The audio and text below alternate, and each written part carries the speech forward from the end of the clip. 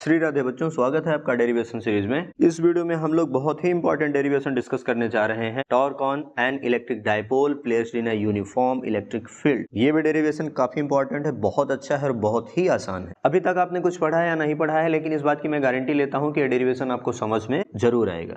अगर आप चाहते हैं कि डेरिवेशन आपको प्रॉपर समझ में आए तो सबसे पहले आपको क्या करना होगा, डेरिवेशन से रिलेटेड जितने भी बेसिक पॉइंट्स हैं आपको आने चाहिए। अगर ये बेसिक पॉइंट्स आपको आएंगे नहीं तो डेरिवेशन वो आपको नहीं आएगा। कोई आपका रिश्तेदार नहीं है कि चला आएगा, ठीक ना। तो सबसे पहले हम बेसिक देख लेते हैं 1-2 मिनट समय निकाल करके। ओके, तो सबसे पहला जो बेसिक यूज होगा इस पार्टिकुलर डेरिवेशन में वो होगा पहला फार्मूला हमारा टॉर्क का। टॉर्क का जो फार्मूला होता है फोर्स इनटू परपेंडिकुलर डिस्टेंस, यानी फोर्स और डिस्टेंस के बीच का एंगल जो होना चाहिए 90 डिग्री होना चाहिए। पहली कंडीशन ये होती है। तो एक बात तो ये याद होनी चाहिए। दूसरी चीज की टॉर्क होता क्या है, तो सबसे बड़ी बात, टॉर्क किसी पार्टिकुलर पॉइंट के अबाउट निकाला जाता है और टॉर्क भी एक कारण है जो कि रोटेशनल मोशन को प्रोवाइड करता है। जैसे लीनियर मोशन को फोर्स जन्म देता है, उसी प्रकार से रोटेशनल मोशन को हमारा टॉर्क जन्म देता है। इसलिए हमको ये बातें याद होनी चाहिए कि अगर वो गोला गोला घूमेगा तो उसके लिए टॉर्क की आवश्यकता है।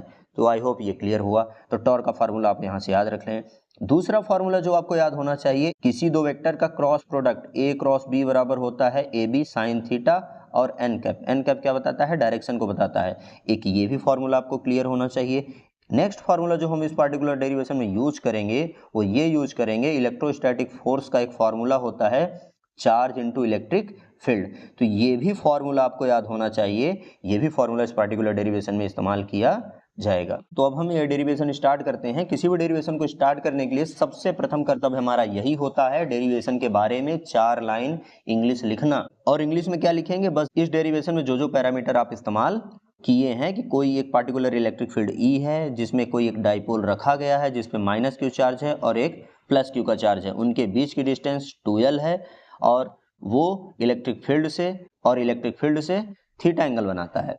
ठीक, ये सब चीजें लेटेस्ट कंसीडर करके फलाना एंड ढिमकाना जो भी आना दबा के लिख जाना, बढ़िया, कोई टेंशन नहीं, ठीक ना। और आप ऐसा कर लेंगे क्योंकि आप 12th वर्षों से इंग्लिश मीडियम में पढ़ रहे हैं तो आपको इंग्लिश में समस्या नहीं होनी चाहिए। अगर है भी समस्या तो कृपा करके कमेंट करें, उस समस्या का हम समाधान अवश्य देंगे। तो चलो वत्स शुरू करते हैं। अगर कोई डाइपोल इलेक्ट्रिक फील्ड में रखा गया है तो उसके चार्जेस पे फोर्स लगेंगे। तो इस पे मान लिया ई फील्ड के कारण प्लस क्यू पे जो फोर्स लगा वो F1 लगा, तो F1 की वैल्यू क्या हो जाएगी, सिंपल सा अभी मैंने बताया, चार्ज इनटू इलेक्ट्रिक फील्ड। तो ये हमारा पहला आ गया। अब हम F2 की बात करें, यानी इस वाले पॉइंट पे यानी माइनस क्यू पे कितना फोर्स लगेगा, तो हमारा लगेगा बेटा minus Q into E vector, क्योंकि इलेक्ट्रिक फील्ड दोनों के लिए क्या है, सेम है। तो सबसे पहले हम नेट फोर्स ऑन डाइपोल निकाल लेते हैं। तो एक हमारा क्या है प्लस क्यू इंटू ई, एक हमारा क्या है minus Q into E, equal to क्या आ जाएगा 0, यानी नेट फोर्स जो डाइपोल पे आएगा वो कितना आ गया 0। अब हम चलते हैं, क्या निकालते हैं, torque on dipole. Torque on dipole, तो टॉर्क निकालने के लिए हमको सबसे पहले डायग्राम को समझना होगा। ओके, तो पहले डायग्राम को समझते हैं। तो ये वाला पोर्शन मैं बाहर निकालता हूँ, ये वाला पोर्शन। अब इस पे हमको क्या निकालना है, टॉर्क। तो टॉर्क के लिए मैं क्या करता हूँ, ये रेड वाला पोर्शन बाहर निकाल लेता हूँ। ओके, तो ध्यान से देखिए, तो आपका रेड वाला पोर्शन कुछ इस तरीके से है। क्लियर, ये आपकी इलेक्ट्रिक फील्ड है, ये आपका डाइपोल मोमेंट है, ये एंगल क्या है, थीटा है, ये हमारा पहला चार्ज है माइनस क्यू, ये हमारा दूसरा चार्ज है प्लस क्यू। इनके बीच की डिस्टेंस कितनी है 2l। तो ध्यान से देखिए, अगर हमको टॉर्क चाहिए तो टॉर्क के लिए हमको फोर्स पता होना चाहिए। इस पे फोर्स F1 लगा है और इस पे फोर्स F2। ठीक, फोर्स तो पता चल गया। दूसरी चीज हमको ये पता होना चाहिए किस पॉइंट के अबाउट टॉर्क निकालना है। तो इसमें कोई मेंशन कहीं किया नहीं गया है कि किसके अबाउट निकालिए। तो मान लिया हम इसको ए माना और इसको बी, तो मान लिया ए पॉइंट के अबाउट हम टॉर्क निकालने जा रही है। ए पॉइंट को फिक्स किया, अब इसी पॉइंट के अबाउट हम कैलकुलेशन करेंगे। ठीक है भाई, अच्छी बात, ये एक पॉइंट आ गया। दूसरा फोर्स होना चाहिए, तो ये F2 वाला फोर्स है और ये F1 वाला फोर्स है, दोनों फोर्स की वैल्यू हमारे पास है।